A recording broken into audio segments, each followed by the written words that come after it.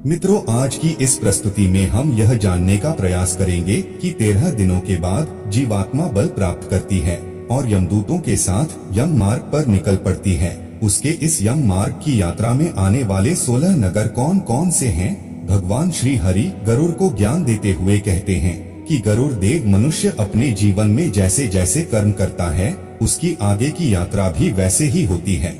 अगर उसने अच्छे कर्म किए हों तो उसे इस मार्ग में कोई कठिनाई नहीं होती है और वह आनंद पूर्वक अपनी यात्रा पूरी करता है।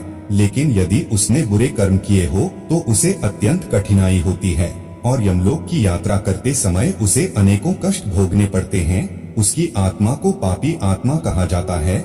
यमलोक और मृत्युलोक के बीच की दूरी 86,000 योजन है। जीवात्मा प्रतिदिन अधिक से अधिक 247 योजन और आधा कोश का मार्ग तय करती है। इस प्रकार उस जीव की यात्रा 348 दिनों में पूरी होती है।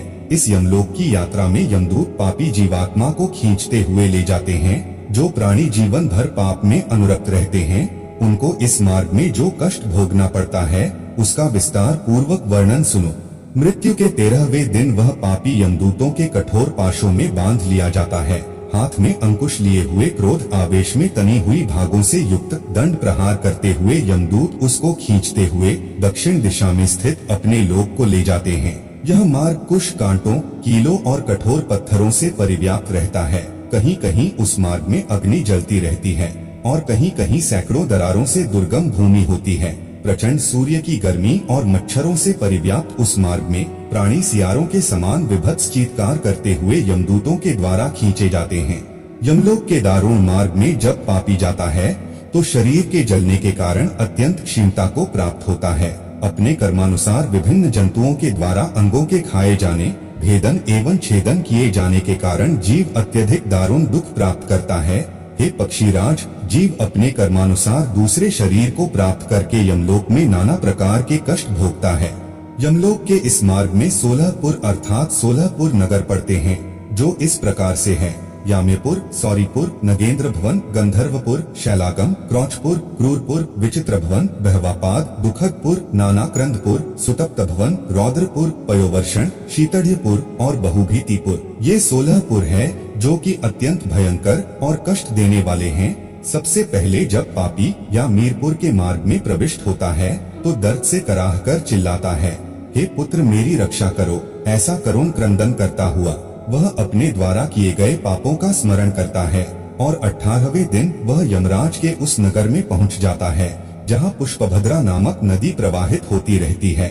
वहां देखने में अत्यंत सुंदर वटवृक्ष होते हैं जहां पर जीव विश्राम करना चाहता है, किंतु यमदूत उसको वहां विश्राम नहीं करने देते हैं। उसके पुत्रों के द्वारा स्नेह पूर्वक अथवा अन्य किसी के द्वारा कृपा पूर्वक पृथ्वी पर जो मासिक पिंडदान दिया जाता है, उसी को वह वहां पर खाता है। तदंतर वहां से उसकी यात्रा सौरपुर के लिए होती है। चलता हुआ मार्ग में वह यमदूतों के द्वारा मुद्गरों से पीटा जाता है। उस दुख से अत्यधिक पीड़ित होकर वह इस प्रकार विलाप करता है, उस जन्म में मनुष्य और पशु पक्षियों की संतुष्टि के लिए मैंने जलदान नहीं किया, गौओं की क्षुधा शांति के लिए गौचर भूमि का दान भी मैंने नहीं दिया। अतः हे शरीर, जैसा तूने किया है उसी के अनुसार अब तू अपना निस्तारण करेगा। उस सौर्यपुर में कामधारी इच्छानुसार स्थितिशील एवं गतिशील राजा राज्य करता है। उसका दर्शन मात्र करने से जीव भय से कांप उठता है और अपने अनिष्ट की आशंका से ग्रस्त होकर कृपक्ष में पुत्राधिक स्वजनों के द्वारा पृथ्वी पर दिए गए जलयुक्त पिंड को खाकर आगे बढ़ता है। वहां से वहां आगे बढ़ता हुआ यम मार्ग में यमदूतों के खड्ग प्रहार से अत्यंत पीड़ित होकर इस प्रकार प्रलाप करता है, हे शरीर, मैंने जल आदि का सदा दान नहीं दिया है, ना तो नियम से प्रतिदिन गाय के लिए अपेक्षित गौग्रास आदि दान किया है और ना तो वेद शास्त्र की पुस्तक का दान ही किया है। पुराणों में वर्णित तीर्थों की यात्रा नहीं की, इसलिए जैसा तूने किया है उसी में अपना निस्तार करेगा। इसके बाद जीव नरेंद्र नगर में जाता है। वहाँ पर वह अपने बंधु बांधवों के द्वारा दूसरे महीने में दिए गए अन्न को खाकर आगे की ओर प्रस्थान करता है। चलते हुए उसके ऊपर यमदूतों द्वारा कृपाण की मुट्ठियों से प्रहार किए जाने पर वह इस प्रकार प्रलाप करता है, मुझे मनुष्य योनि प्राप्त हुई थी, किंतु मुझ मूर्खाधिराज का सब कुछ पराधीन हो गया। अर्थात मनुष्य योनि प्राप्त करके भी मैं कुछ सत्कर्म न कर सका। इस प्रकार विलाप करता हुआ जीव तीसरे मास के पूरा होते ही गंधर्व नगर में पहुंच जाता है। तदंतर समर्पित किए गए तृतीय मासिक पिंड को वहां खाकर वह पुनः आगे की ओर चल देता है। मार्ग में यमदूत उसको कृपाण के अग्रभाग से मारते हैं, जिससे आहत होकर वह पुनः इस प्रकार विलाप करता है, मैंने कोई दान नहीं दिया, अग्नि में आहुति नहीं डाली और ना तो हिमालय की गुफा में जाकर तप ही किया है। अरे मैं तो इतना नीच हूँ कि गंगा के परम पवित्र जल का भी सेवन नहीं कर पाया। इसलिए हे शरीर, जैसा तूने कर्म किया है उसी के अनुसार अपना निस्तारण करेगा। हे पक्षीराज, चौथे मास में जीव शैलागमपुर पहुंच जाता है। वहां उसके ऊपर निरंतर पत्थरों की वर्षा होती है। पुत्र के द्वारा दिए गए चतुर्थ मासिक श्राद्ध को प्राप्त कर वह जीव सरकते हुए चलता है, किंतु पत्थरों के प्रहार से अत्यंत पीड़ित होकर वह गिर पड़ता है और रोते हुए यह कहता है, मैंने ना तो ज्ञान मार्ग का लाभ लिया, ना योग मार्ग का, ना कर्म मार्ग का और न ही भक्ति मार्ग को अपनाया और ना साधु संतों का साथ करके उनसे कुछ ज्ञान अर्जन ही किया है। अतः हे शरीर, अब जैसा तूने किया है उसी के अनुसार अपना निस्तार करेगा। मृत्यु के 5वें मास में वह क्रोंचपुर पहुंच जाता है। उस समय पुत्र आदि के द्वारा दिए गए उन 4 मासिक श्राद्ध के पिंड और जल का सेवन करके वहां एक घड़ी विश्राम करता है। हे कश्यप पुत्र, इसके बाद 6ठे मास में जीव क्रूरपुर की ओर चल देता है। मार्ग में वह पृथ्वी पर दिए गए 5म मासिक पिंड को खाकर जलपान करता है। तत्पश्चात वह क्रूरपुर की ओर बढ़ता है, किंतु यमदूत मार्ग में उसको पक्षो अर्थात अस्त्र विशेष द्वारा मारते हैं, जिससे वह गिर पड़ता है और इस प्रकार विलाप करता है, हे मेरे माता पिता और भाई बंधु, हे मेरे पुत्र, हे मेरी स्त्री, आप लोगों ने मुझे कोई ऐसा उपदेश नहीं दिया जिससे मैं उन दुष्कृत्यों से बच सकता था जिनके कारण मेरी इस प्रकार की अवस्था हो गई। इस प्रकार का विलाप करते हुए उस जीव से यमदूत कहते हैं, अरे मूर्ख, तेरी माता कहाँ है, पिता कहाँ है, स्त्री कहाँ है, पुत्र कहाँ है और मित्र कहाँ है? तू अकेला ही चलते हुए इस मार्ग में अपने द्वारा किए गए दुष्कृत्यों के फल का उपभोग कर। हे मूर्ख, तू जान ले, इस मार्ग में चलने वाले लोगों को दूसरे की शक्ति का आश्रय करना व्यर्थ है। परलोक में जाने के लिए पराये आश्रय की आवश्यकता नहीं होती है, वहाँ केवल स्वक्रमर्जित पुण्य ही साथ देता है। तुम्हारा तो उसी मार्ग से गमन निश्चित है जिस मार्ग में किसी तरह ग्रह विग्रह के द्वारा भी अपेक्षित सुख साधन का संग्रह नहीं किया जा सकता। इसके बाद वह जीव विचित्र नगर के लिए चल देता है। रास्ते में यमदूत उसको शूल के प्रहार से आहत कर देते हैं, जिसके कारण वह दुखी होकर विलाप करता है, हाय मैं कहाँ चल रहा हूँ, मैं तो निश्चित ही अब जीवित नहीं रहना चाहता, फिर भी जीवित हूँ। मरे हुए प्राणी की मृत्यु पुनः नहीं होती। इस प्रकार का विलाप करता हुआ वह जीव यातना शरीर को धारण करके विचित्र नगर में जाता है। वहाँ पर वह 60 मासिक पिंड से अपनी क्षुधा को शांत कर आगे आने वाले नगर की ओर चल देता है। मार्ग में यमदूत उस पर भाले से प्रहार करते हैं, जिससे संत्रस्त होकर वह इस प्रकार विलाप करता है, मेरे माता पिता, भाई, पुत्र कोई है अथवा नहीं है जो इस दुख के सागर में गिरे हुए मुझ पापी का उद्धार कर सके। ऐसा विलाप करता हुआ वह जीव मार्ग में चलता रहता है। उसी मार्ग में वैतरणी नामक एक नदी पड़ती है जो 100 योजन चौड़ी है और रक्त तथा पीव से भरी हुई है। जैसे ही मृतक उस नदी के तट पर पहुंचता है, वैसे ही वहां पर नाव वाले मल्लाह आदि उसको देखकर यह कहते हैं कि यदि तुमने वैतरणी गौ का दान दिया है तो इस नाव पर सवार हो जाओ और सुखपूर्वक इस नदी को पार कर लो। जिसने वैतरणी नामक गौ का दान दिया है वही सुखपूर्वक इस नदी को पार कर सकता है। जिस व्यक्ति ने वैतरणी गौ का दान नहीं दिया है उसको नाविक हाथ पकड़कर घसीटते हुए ले जाते हैं। हे पक्षीराज, अंत समय आने पर मनुष्य के लिए वैतरणी का दान ही हितकारी है।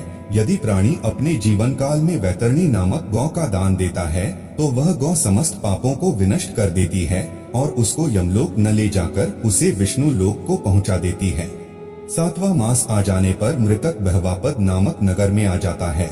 वहाँ पर सप्तमासिक शुद्ध कप पिंड का सेवन करके आगे बढ़ते हुए परीख के आघात से पीड़ित होकर वह इस प्रकार विलाप करता है, हे शरीर, मैंने दान, आहुति, तप, तीर्थ स्नान तथा परोपकार आदि सत्कृत्य जीवन पर्यंत नहीं किया है।